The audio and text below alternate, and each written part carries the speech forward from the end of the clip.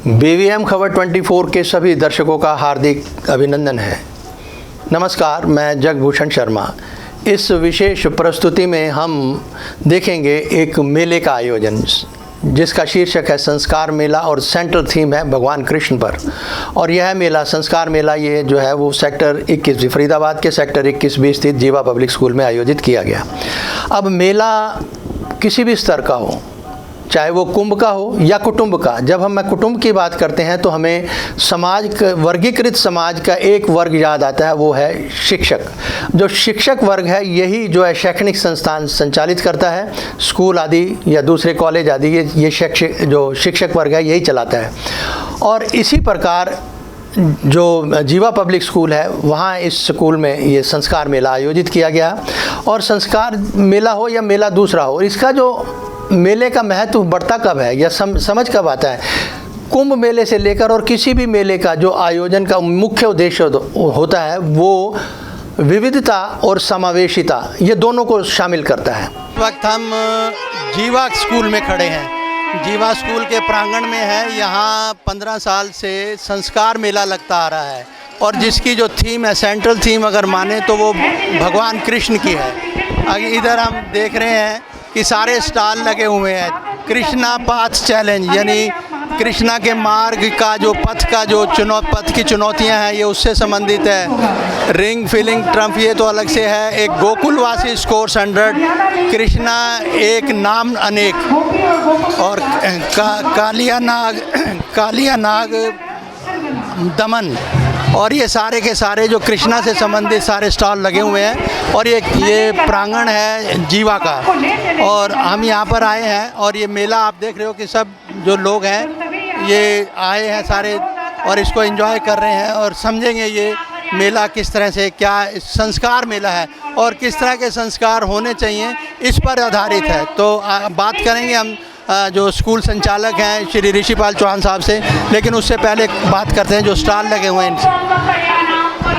बताएंगे ये secret of the मटकी, ये क्या है, क्या इसका क्या रहस्य क्या है? In this you have to put your hand inside the matki and touch the object, and you have to guess what is in the matki. You have to feel Simply and guess. with touching the object you have to guess what is You it. have to feel and guess what is inside the matki. My name is Swati Singh. My name is Bhavna. शुक्रिया। ये पूरी का पूरा जो theme है ये सारा कृष्ण पर है। Thank you. Whatever we have kept in is related to Krishna, to spread the divinity. You want to tell something about Krishna also? No. Whatever we have kept inside the secret of matki is related to Krishna. हाँ, ये this is what I am saying, the secret of matki. What is it? Yes, it's all that. This was my question only. Okay. नमस्ते। ये कालिया नाग दमन, तो कैसे आप दमन कर रहे हैं? कालिया नाग कौन है यहाँ? कालिया नाग हमने बनाए हुए हैं और जो हमारे अंदर बुराइयां हैं हमने उसको कालिया नाग को एज ए रिप्रेजेंट किया है। यानी हमारी जो वॉइसेस हैं उनको हमने इसको जी को रिक्वेस्ट की है कि हम आपके चरणों में समर्पित कर रहे हैं हमारी इन बुराइयों को खत्म करें। Very good. यही एक जीवन का रहस्य है जो देयर आर 5 वॉइसेस, काम, क्रोध, लोभ, मोह, लाइक दिस। और ये बुराइयां हैं और वही कालिया नाग का शक्ल लेती है, रूप लेती है, और उसी को ही हमने इसको डिस्कार्ड करना है, उसको ही त्याग करना है। और this is what madam was saying. आपका क्या नाम है? श्वेता बिष्ट। श्वेता बिष्ट जी ने कहना ये है कि हम अपनी बुराइयों का जो समर्पण है वो कालिया नाग के रूप में यहाँ पे करें। बहुत बहुत धन्यवाद। तो आप देख रहे थे ये संस्कार मेला जो आयोजित किया गया है जीवा पब्लिक स्कूल में। हमारी जो भूतकालीन कह लें या भूतकालिक जो संस्कृति है उसकी धरोहर, जो हम धरोहर संजोते हैं किसी प्रकार से, उसको हम इन मेलों के माध्यम से याद भी करते हैं। और ना केवल याद करते हैं बल्कि कोशिश करते हैं कि उससे कुछ सीखा जाए। और उन्हीं की जो छोटी छोटी कृतियां हैं या उनके छोटे छोटे स्टॉल लगाकर हम उस भूतकालिक जो संस्कृति रही है हमारी, उसके मतलब संस्कृति का मैं कई बार कह चुका हूँ कि जो उच्चतम मूल्य होते हैं, उन जो समाज उन मूल्यों के द्वारा जो गढ़ा जाता है वही संस्कृति होती है।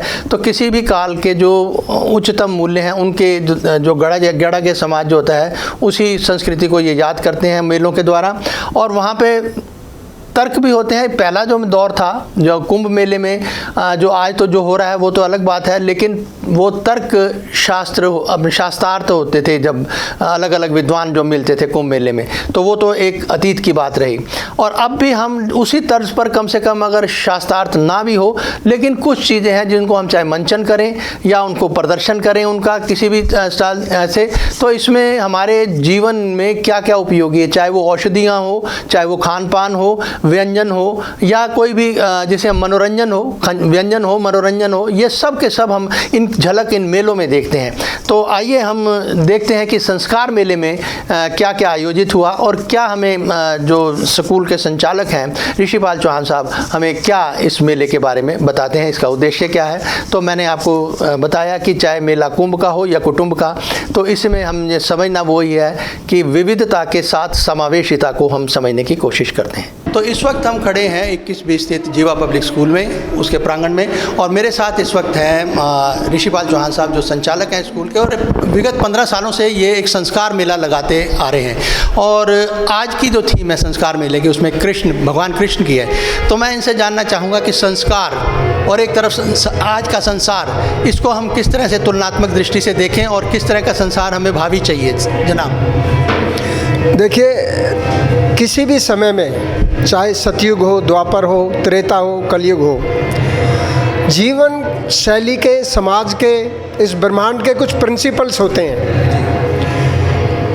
वो प्रिंसिपल्स कभी नहीं बदलते, लेकिन उनको जीवन में कैसे प्रयोग किया जाए समय समय के अनुसार वो बदलते रहते हैं। तो सही तरीका जीवन जीने का है ताकि आप सुखी रहें और शांति रहें कि हम समय के अनुसार बदलें, लेकिन अपने जो मूल्य हैं उनको ना बदलें। लेकिन उन मूल्यों को कैसे प्रयोग करना है, जो आज से मान लो 50 साल पहले जब हम बच्चे थे तो हम अपने माँ बाप की रेस्पेक्ट करने का एक तरीका था कि अगर पिताजी ने कुछ कहा तो हम क्वेश्चन नहीं कर सकते। लेकिन आज का बच्चा क्वेश्चन करेगा कि पिताजी मैं ऐसा क्यों करूं। वो गलत नहीं है, लेकिन वो पॉजिटिव होना चाहिए, हमें उसका जवाब देना चाहिए। अगर हमें नहीं आता है तो हमें सीखना चाहिए।